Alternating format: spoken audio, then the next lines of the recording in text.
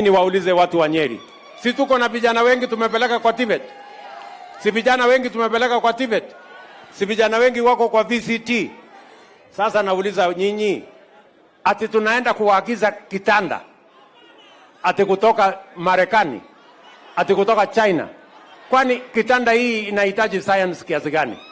Kutengeneza kitanda si ni mbao na randa na msumeno na nyundo na mawe na msumari, si kitanda iko tayari?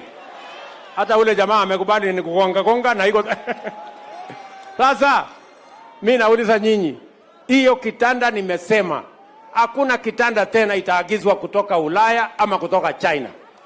Kitanda hawa vijana watatengeneza, na kama mtu hataki kulala kwa kitanda imetengeneza na hawa vijana, hata chini anaweza kulala, no problem.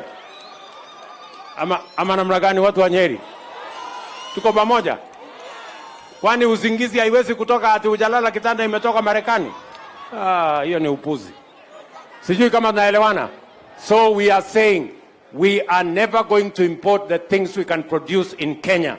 We have enough young people. We cannot continue to export our jobs. We cannot continue to export opportunity.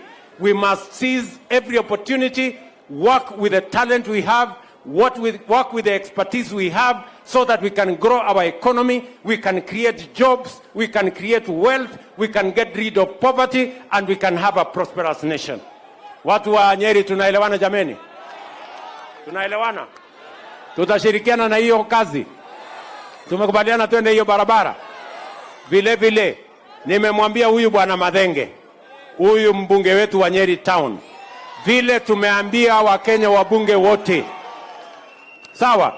Vile tumeambia wabunge wote, sasa tuko na nafasi ya ICT jobs, digital jobs. Nimeenda Marekani, wametuahidi digital jobs. Rais wa kutoka Ujerumani alikuwa hapa. Tumekubaliana na yeye, wanahitaji wa vijana 1400 watakaofanya kazi katika kampuni za kule Ujerumani. Rais wa kutoka Singapore alikuwa hapa. Rais Prime Minister wa kutoka Norway alikuwa hapa. Rais hata ule wa Marekani ako njiani. King wa kutoka kule hapa UK ako njiani. Na wote tumekubaliana they have opportunities for our young people. And that is why we are saying we are going to expand digital jobs in Kenya. Vijana wa hapa, vijana mko tayari? Vijana mko tayari? Watu vijana wa Nyeri mko tayari? Nimesema mimi narudi hapa Nyeri before the end of the year, kuja kuanzisha mpango wa affordable housing. Hapa Nyeri tunaanza phase 1 na nyumba 10,000 hapa Nyeri ya affordable housing. Nyinyi mnanielewa? Na tunahitaji vijana 30,000 watakaofanya hiyo kazi. Na tulikubaliana na nyinyi ya kwamba wera ni wera. Si tulikubaliana kazi ni kazi? Ama nyinyi vijana wa Nyeri ni wale wa kuchagua jembe? Si ile kazi iko tutafanya? Kama ni ya ICT si mtafanya? Kama ni kwa affordable housing si mtafanya? Pia tumekubaliana na Kahiga, tunajenga County Aggregation and Industrial Park hapa Nyeri.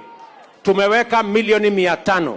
Ile mazao yetu yote hapa Nyeri, we want to do processing, we want to do value addition, we want to do storage, we want to have cold storage.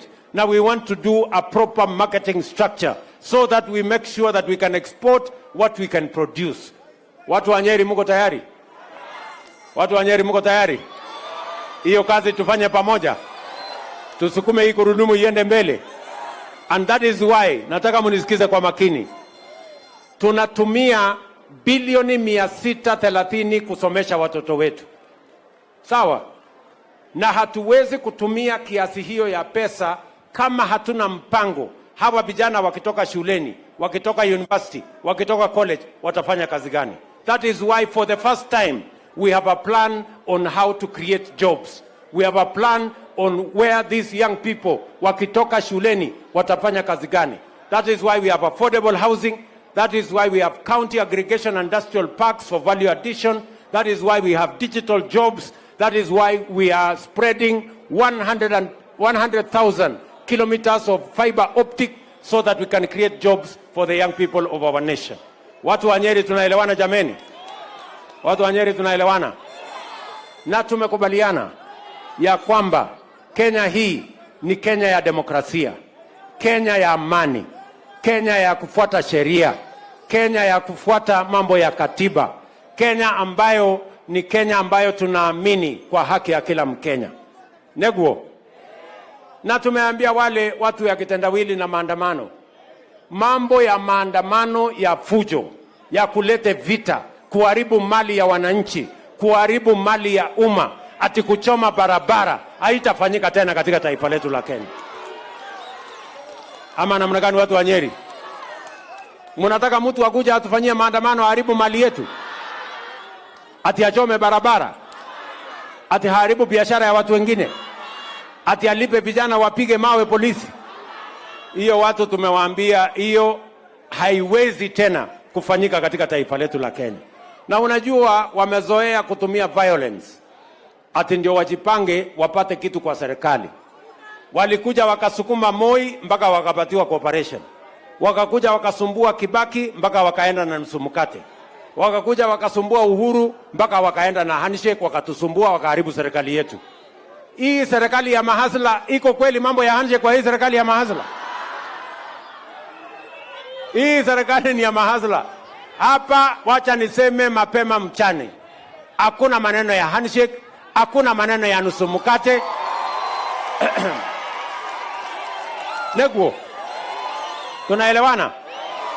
Ile deni tuko naye na mtu ya kitendawili ni vile atafika Bondo. Hakuna kazi nyingine. Na tulisema tutamweka kwa wheelbarrow. Ama mnasemaje? Kazi ambayo nimebakisha ni hiyo tu ya kupeleka yeye mpaka Bondo. Ama namna gani? Si ile ingine mlimaliza? Ama namna gani? Watu wa Nyeri tumekubaliana? Tumekubaliana? Na hawa watu nitawakalia ngumu. These people.